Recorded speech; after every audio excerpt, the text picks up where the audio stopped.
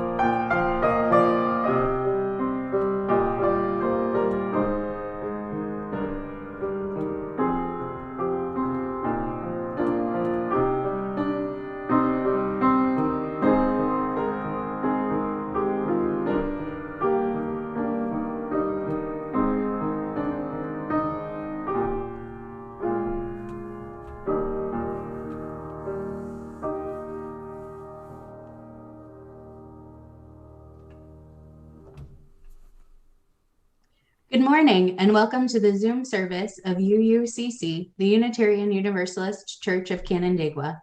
UUCC is a congregation that fosters personal and spiritual growth through religious exploration in search of the truth while celebrating diversity and affirming the worth and dignity of every person. We are glad that you are joining us. We are Danielle Lyon and Thomas Lyon, your worship associates for today, and we are excited to introduce our guest minister, Reverend Shari Halliday-Quan, lead minister from First Unitarian in Rochester. Next Sunday, November 21st, we will plan to worship together inside at church, but also to live stream to YouTube and gather on Zoom for any who are unable to join us in person. Please RSVP online using the link emailed from the church account if you would like to attend in person. We will plan on wearing masks and sitting in pods of the people we came with. Now we will enter a space of worship.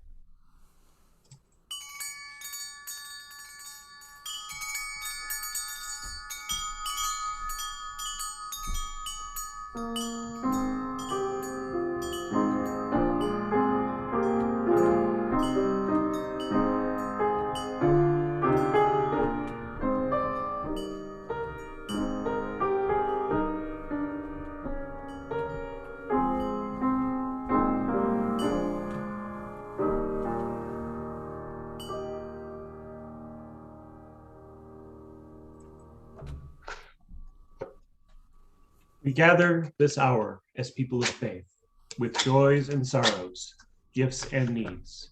We light this beacon of hope sign of our quest for truth and meaning, in celebration of the life we share together. Last year around this time, I had a friend tell me, "Oh yeah, they'll come collect your leaves." Last year around this time, it was my first time being a homeowner in the Northeast. I grew up in Los Angeles, and I've spent most of the last 15 years in New York City, where some people, but certainly not me, can afford to own a home and be responsible for their own property. And so I didn't really know anything about leaf collection. I had never seen it done. It wasn't something I'd grown up with. And I knew I had a lot of leaves in my yard, and that my friend told me that someone, the city of Rochester, would come and suck them up. I was skeptical. I asked a few others, some congregants who were trusted to tell the truth, to not laugh too much when they found out I had believed that the city of Rochester would come suck up my leaves. But they all assured me that no, this was true. This would happen. I was still skeptical. I looked it up, and the website of the city assured me that indeed, sometime during this week, a leaf sucker would come. If only I brought my leaves to the curb. If I raked them and hauled them and put them in wheelbarrows, and later I learned a tarp, I would be able to benefit from this city service. I was still skeptical, but I did all the yard work to make it happen. And on the Sunday before the week began, after church, I had my leaves piled neatly in front of my house. And then a day went by, and no leaf sucking occurred, at least not here anyway. And some wind blew, and some of my leaves scattered. Another day went by, and the leaves scattered a bit more, and no leaf sucking occurred. And this persisted day after day for 6 days, once with me coming to collect the leaves again, sorrowfully wondering if indeed the entire congregation had conspired to bamboozle me.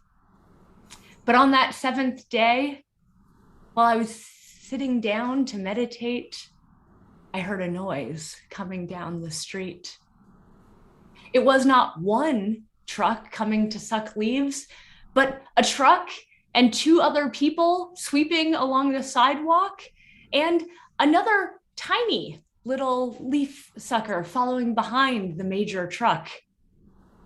My friends and my congregation and the internet had not conspired against me. And I think this is why we come to church.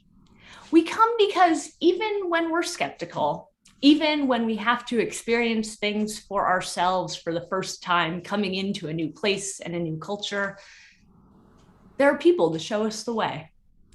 People who, despite our best efforts to resist, will assure us that what is true is true. Only we're willing to learn for ourselves. It is good to be together. Please join us in singing our opening hymn, number 346, "Come Sing a Song with Me."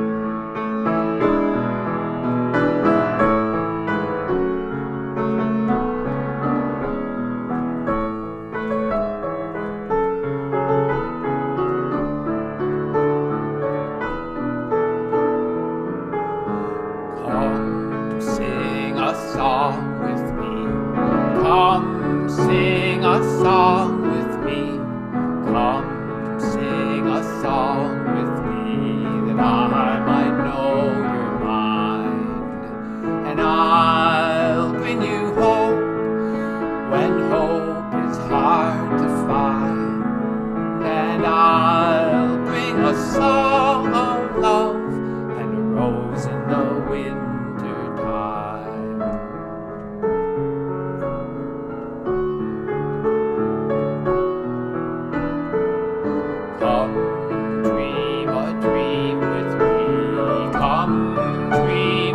dream with me. Come dream a dream with me, that I might know you're mine. And I'll bring you home when hope is hard to find. And I'll bring a song of love, and a rose in the winter time.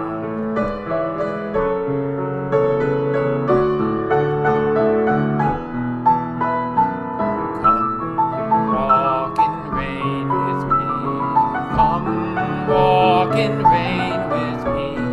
Come walk in rain with me, that I might know you're mine. And I'll bring you home when hope is hard to find. And I'll bring a song of love, and a rose in the winter time.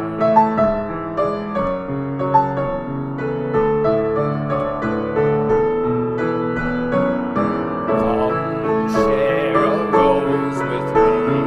Come share a rose with me. Come share a rose with me, that I might know you're mine. And I'll bring you home when hope is hard to find. And I'll bring a song of love, and a rose in the winter time.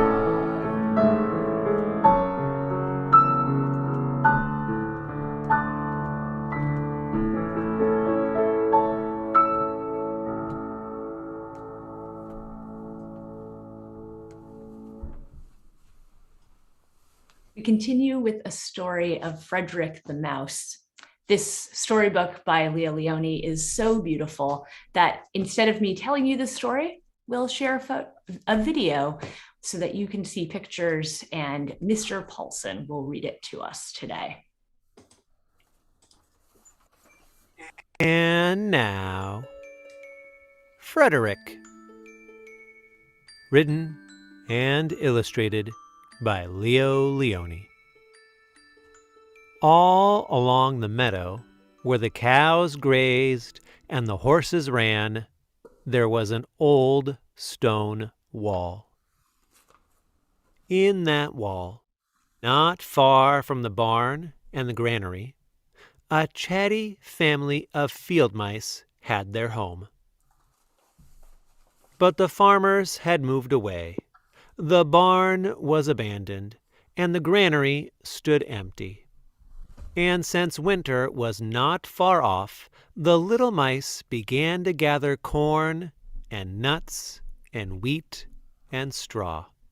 They all worked day and night, all except Frederick. "Frederick, why don't you work?" they asked. "I do work," said Frederick. "I gather sun rays for the cold, dark winter days." And when they saw Frederick sitting there, staring at the meadow, they said, "And now, Frederick?" "I gather colors," answered Frederick simply, "for winter is gray." And once Frederick seemed half asleep. "Are you dreaming, Frederick?" they asked reproachfully.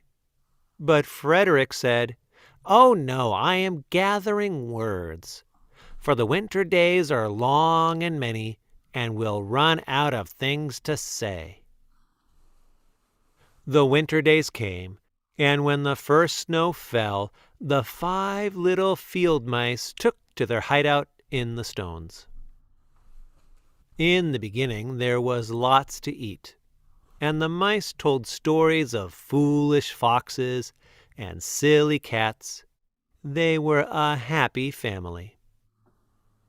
But little by little they had nibbled up most of the nuts and berries. The straw was gone, and the corn was only a memory. It was cold in the wall, and no one felt like chatting. Then they remembered what Frederick had said about sun rays, and colors, and words. What about your supplies, Frederick? They asked. Close your eyes, said Frederick, as he climbed on a big stone.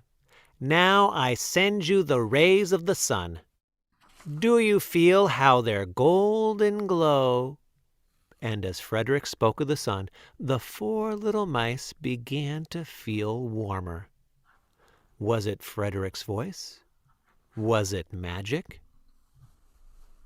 And how about the colors, Frederick? They asked anxiously. Close your eyes again, Frederick said. And when he told them of the blue periwinkles, the red poppies in the yellow wheat, and the green leaves of the berry bush, they saw the colors as clearly as if they had been painted in their minds. And the words, Frederick? Frederick cleared his throat, waited a moment, and then, as if from a stage, he said, Who scatters snowflakes? Who melts the ice? Who spoils the weather? Who makes it nice? Who grows the 4-leaf clovers in June?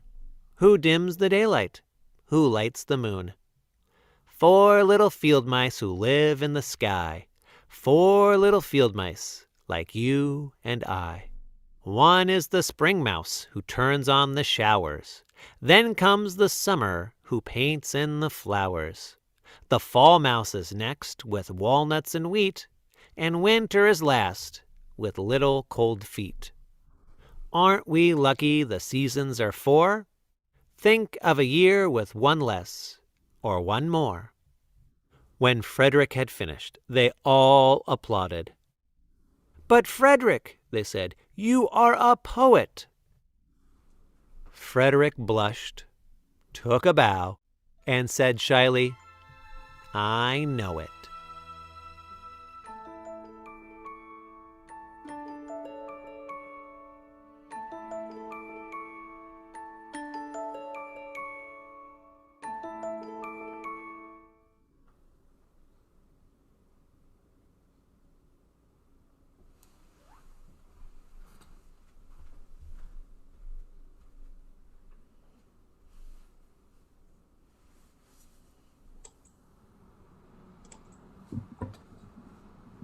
We are a community that holds one another in our celebrations and our pain. Please share your joys and sorrows in the chat box on Zoom, and know that wherever your heart, whatever is on your heart today, we are with you.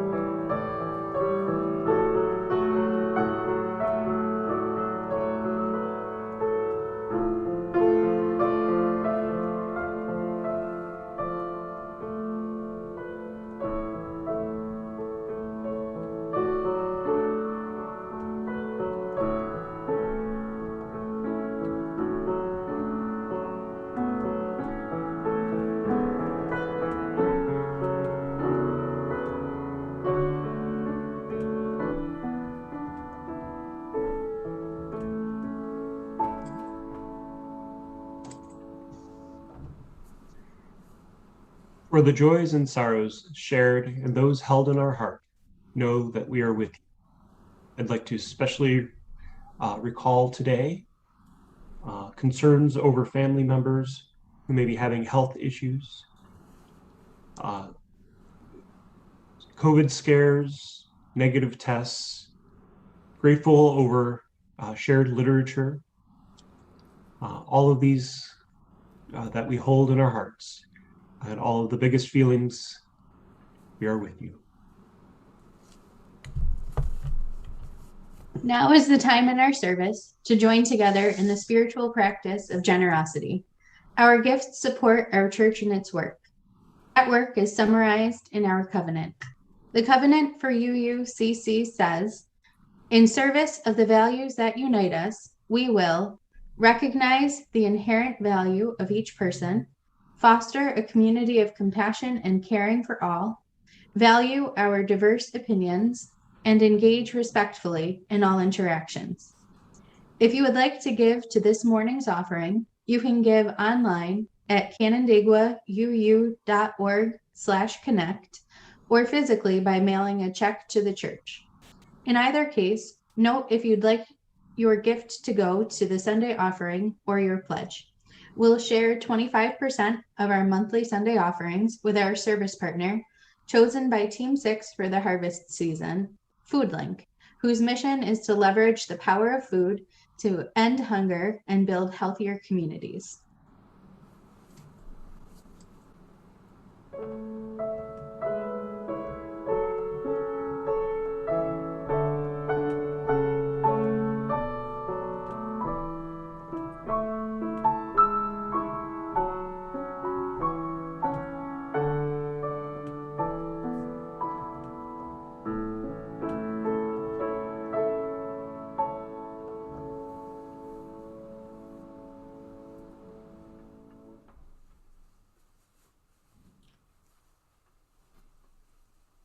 Please join me in the spirit of meditation. Ground yourself in that which holds you to the earth. Your feet or your body held by all that is underneath it. And if you're comfortable, rest your eyes. Imagine above your head a large glowing orb the size of a grapefruit or a bowling ball, or maybe the sun. This glow is warmth. And as it floats above your head, let it move down onto your shoulders, wrapping around you like a shawl, crocheted just for you of sun rays.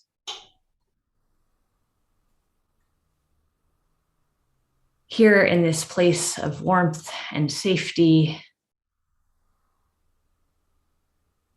call to mind a time in the past week where you weren't your best self, where you didn't live out of your deepest values, and maybe you wished you had acted differently than you had.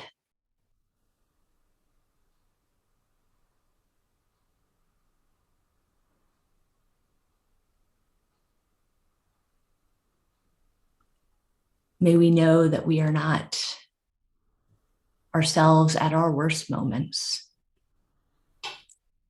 that moment is a part of our story, but not the only part.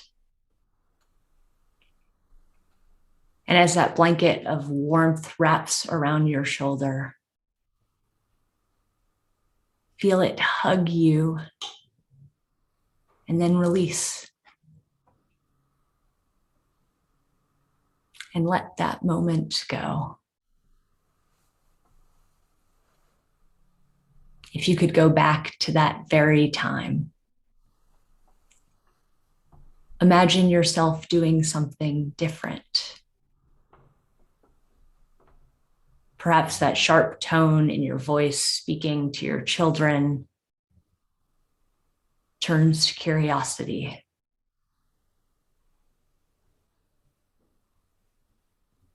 Perhaps that flash of anger behind the wheel turns to a deep breath.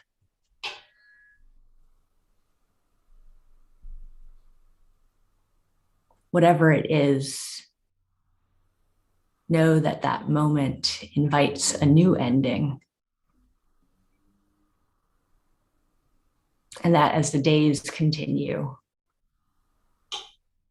we'll have chance again and again to live out of our deepest values.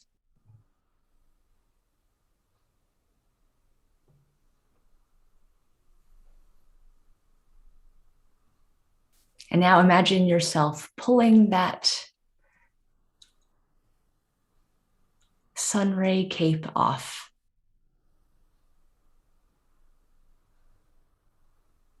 And spreading it out over all those gathered here, sharing your warmth with this community.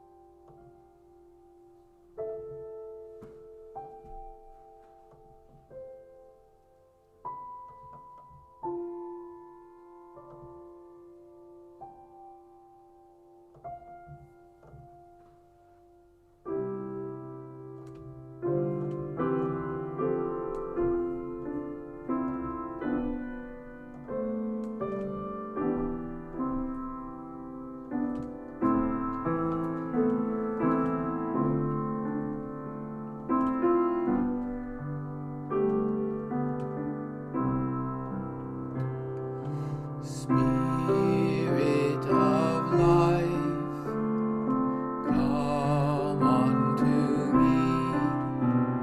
Sing in my heart all the stirrings of compassion. Blow in the wind, rise in the sea.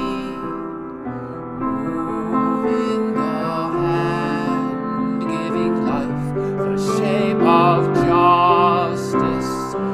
Roots hold me close, wings set me free. Spirit of life, come to me, come to me.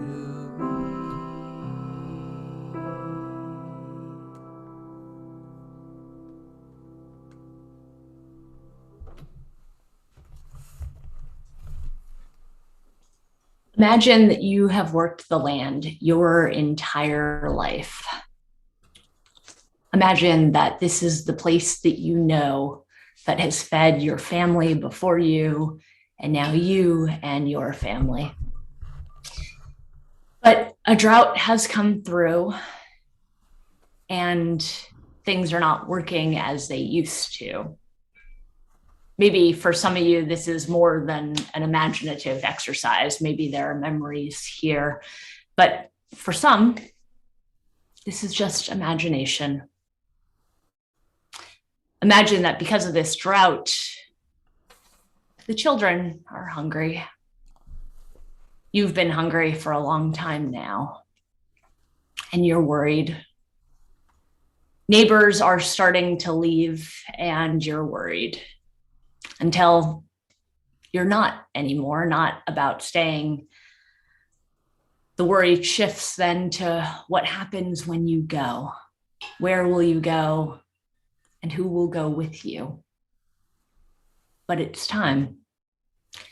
You gather up your children, and as you begin to walk away from the place that you know, you tell them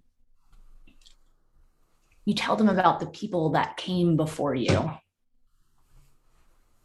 And thus, we have all the most boring parts of the Bible, lists of names, and so begat so-and-so, begat so-and-so, and thus forth.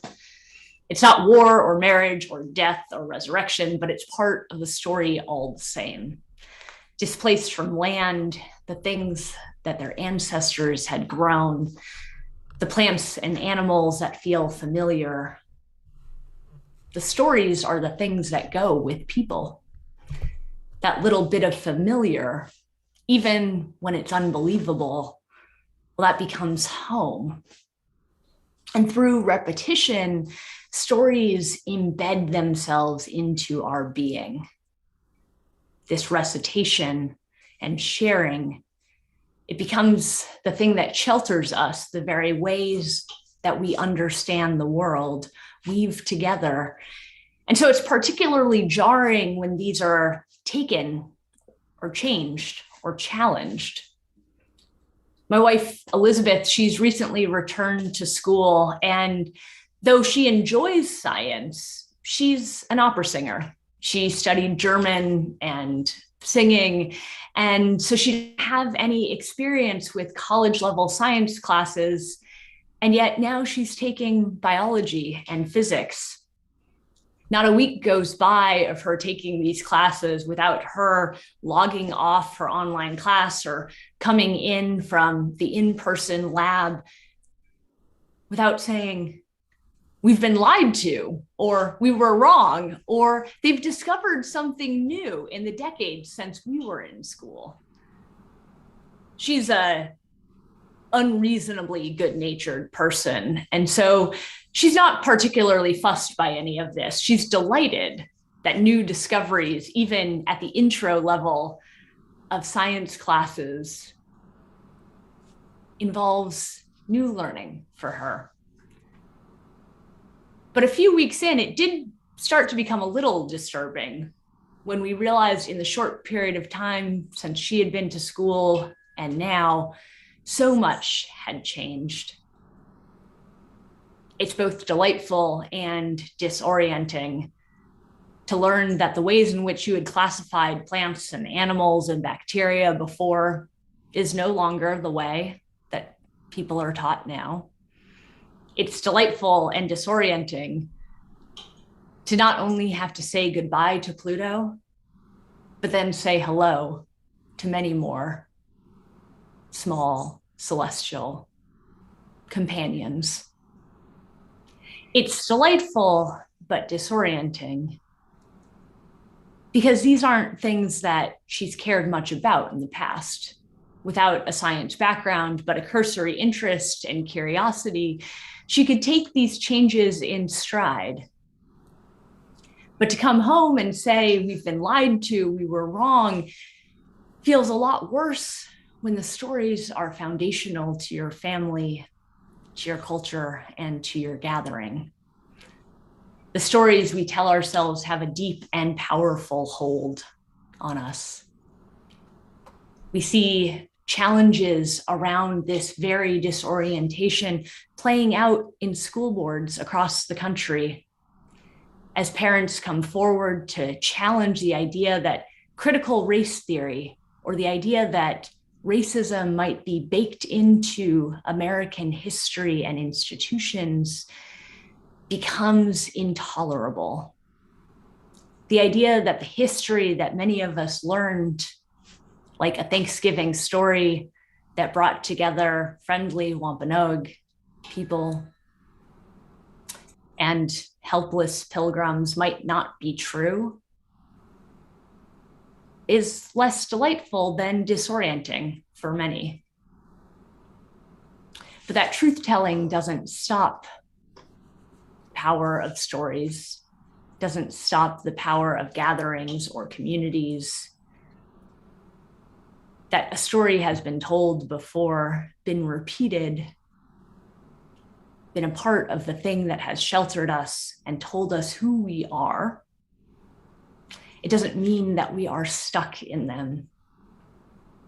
On an individual level, we know that the stories that we tell shape how we see the world, and that the stories that we tell about our own lived experience are not indeed static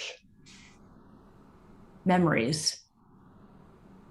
Though there is some semblance of truth, and I don't mean to suggest that nothing is real, some semblance of truth that the things that happened to us indeed did happen to us.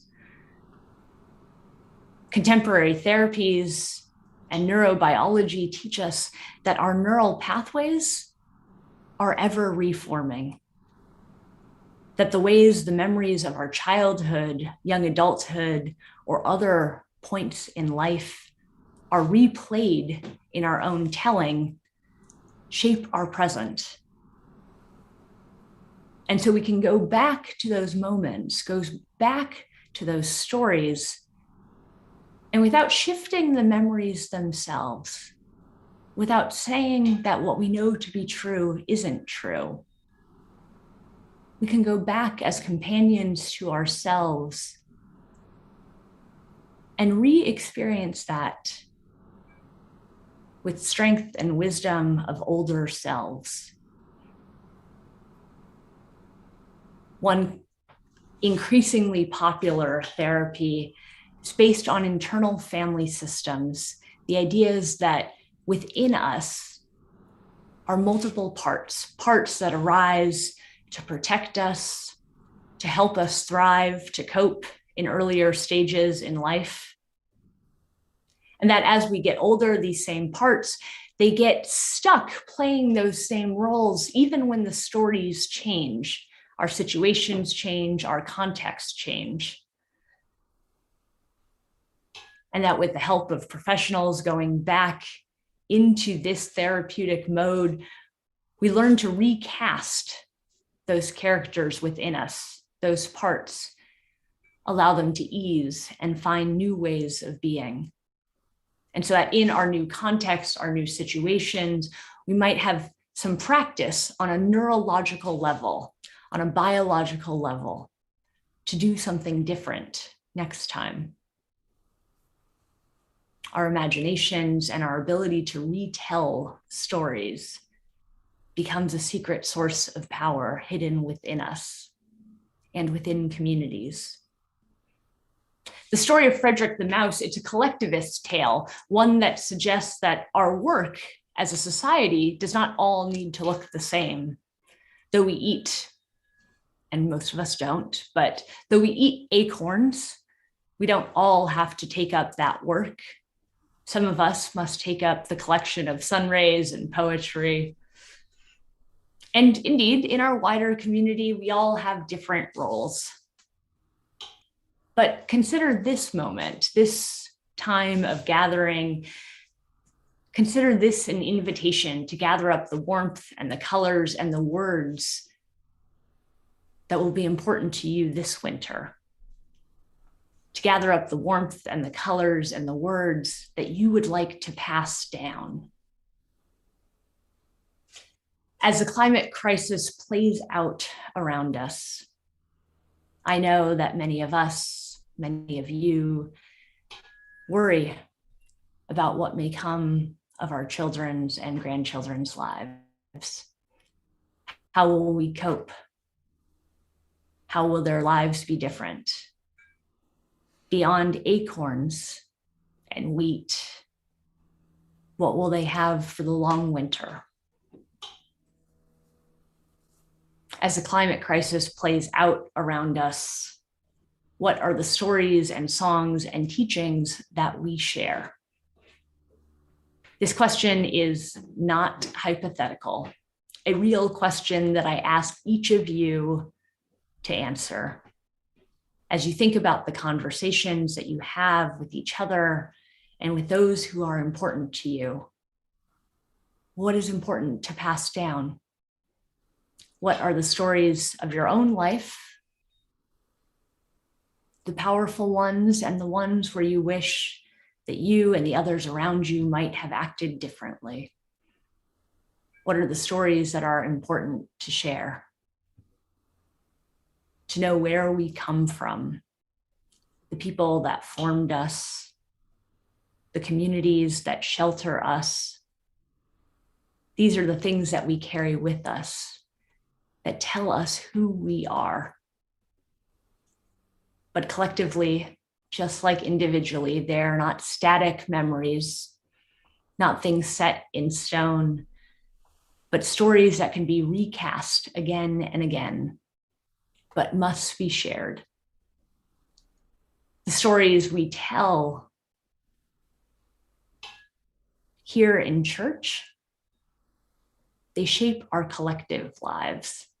And as Unitarian Universalists, we often default to our history and to our own lived experience without a common framework of a sacred text and a shared set of stories. It's the story of human life that plays out around us. But there are sacred stories too. And maybe some of you already know what are the ones that are worth sharing. I invite you to type into the chat if something comes to mind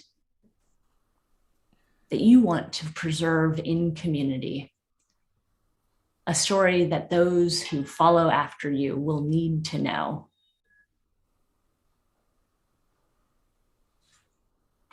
It's not a hypothetical. I am indeed crowdsourcing the stories that matter for our collective lives.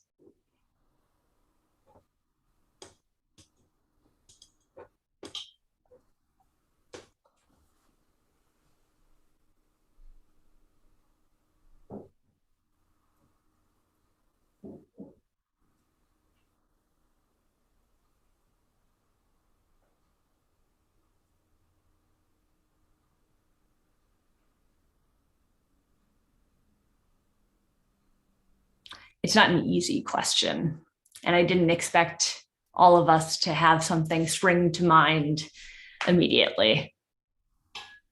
Often because we are so foundationally shaped by these stories, things passed on to us, it takes a while to even be able to move with enough space to know that there are stories.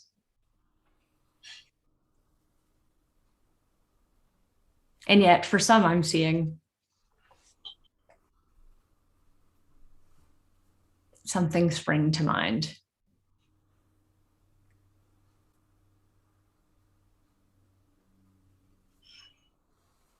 Because the task is hard, but one I want you to actually engage in, I offer you 3 prompts. Those stories, songs, and teachings are our collective tasks to gather up and pass on to those who will come after us. Let us start first with warmth. What is the thing that brings you comfort? The thing that brings you a sense of well-being?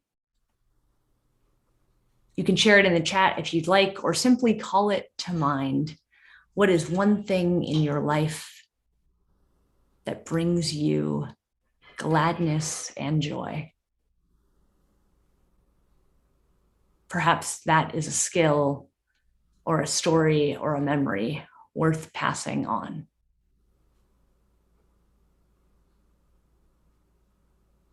Our second prompt is colors.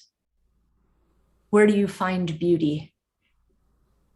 Where do you see life more vividly than you do otherwise?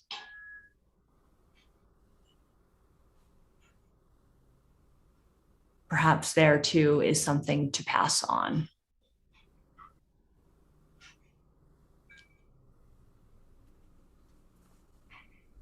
And finally, words. As Unitarian Universalists, we have words aplenty, and yet we don't all have the same ones. There are words inscribed on the tablets of your heart that are different than what I hold. A phrase that maybe your grandmother uttered, something you find yourself saying again and again. Maybe something that your coworkers know you can be counted on to utter when things get challenging or hard.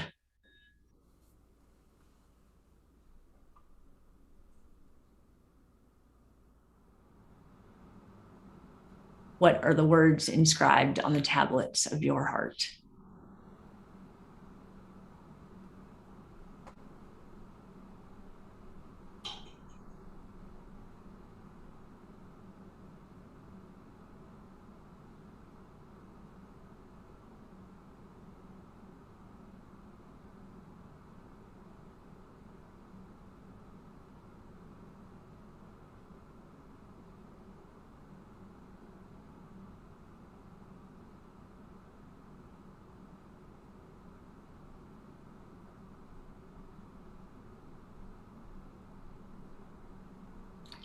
As I see these start to trickle in, I'm glad it is not a challenge too big, because I leave you with another challenge.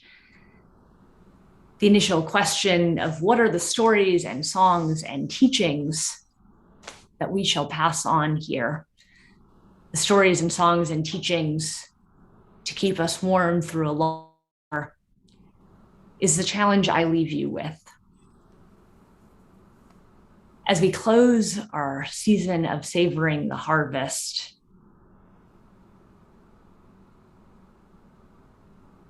it is up to us to sort through that which is good and nourishing and that which will go in the compost pile, recycled for some life, but not our own. As we enter into a holiday season where folks will gather in person or online, where quiet days of solitude might invite reflection, writing a letter, an email, or a journal entry. I invite you to ponder this question, to come up with an answer. It need not be the perfect one, but an answer. And if there are stories to share, I invite you to share them with the people around you. To laugh, to cry if the story calls for it, and to not hold back telling the thing that is worth telling. Here in this community, we are the shapers of stories, invited to take up our place in this collectivist tale, sometime as an acorn gatherer, but sometime too as the storyteller. Each of us has this job. May we live it faithfully and well. I invite you to sing with me our closing hymn, number 1051, We Are.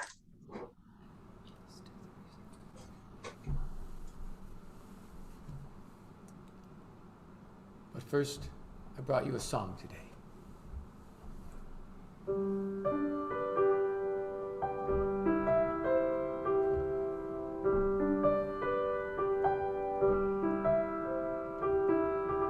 If you love me, if you love me, plant a rose for me.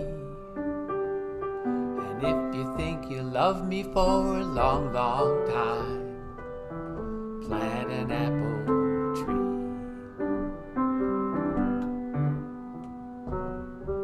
If you love me, if you love me, plant a rose for me. And if you think you love me for a long, long time, plant an apple tree. The sun will shine, the rain will fall, the wind will blow, and the tree will grow. And whether you comes or whether you goes, I'll have an apple and I'll have a rose, lovely to bite, nice to my nose, and every juicy nibble will be a sweet reminder of the time you loved me and planted an apple tree. And an apple tree. The sun will shine, the wind will blow, the rain will fall, and the tree will grow. And whether you comes or whether you goes, I'll have an apple and I'll have a rose, lovely to bite and nice to my nose, and every juicy nibble will be a sweet reminder of the time you loved me and planted a rose for me and an apple tree.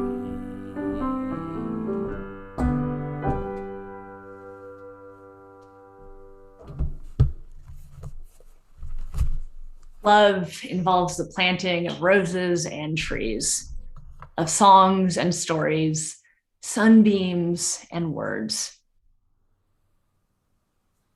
Indeed, you are a poet.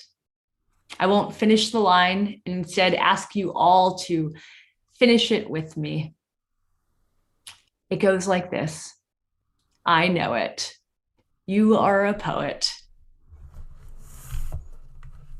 Yes, you do. Go in peace, go in poetry, go in truth-telling, go sharing the words inscribed on the tablets of your heart. Amen.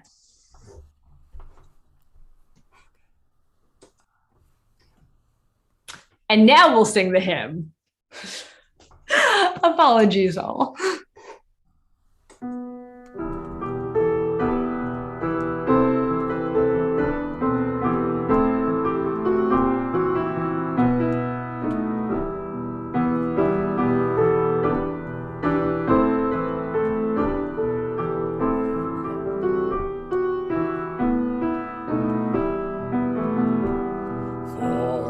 Child that's born, a morning star rises and sings to the universe who we are. For each child that's born, a morning star rises and sings to the universe who we are. We are our grandmother's prayers. We are our grandfather's dreamings. We are the breath of our ancestors. We are the Spirit of God. We are mothers of courage, fathers of time. We are daughters of dust and the sons of great visions. We're sisters of mercy and brothers of love. We are lovers of life and the builders of nations. We're seekers of truth, keepers of faith. We are makers of peace and the wisdom of ages. We are our grandmother's prayers. We are our grandfather's dreamings. We are the breath of our ancestors. We are the Spirit of God.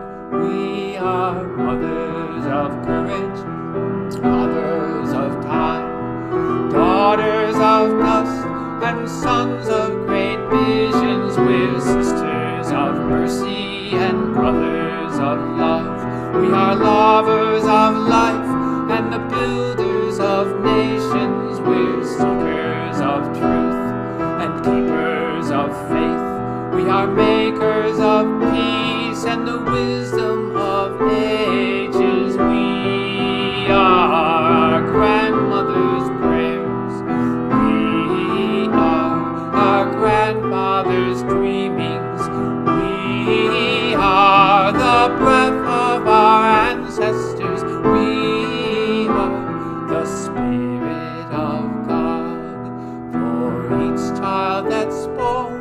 A morning star rises and sings to the universe who we are. For each child that's born, a morning star rises and sings to the universe who we are.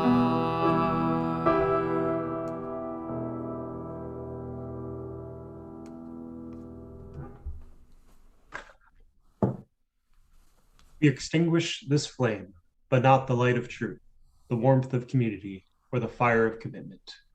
These we carry in our hearts until we are together again.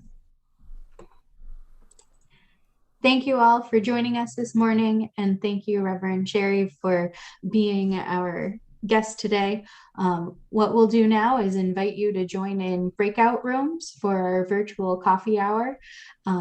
Go ahead and accept that invitation when it comes your way.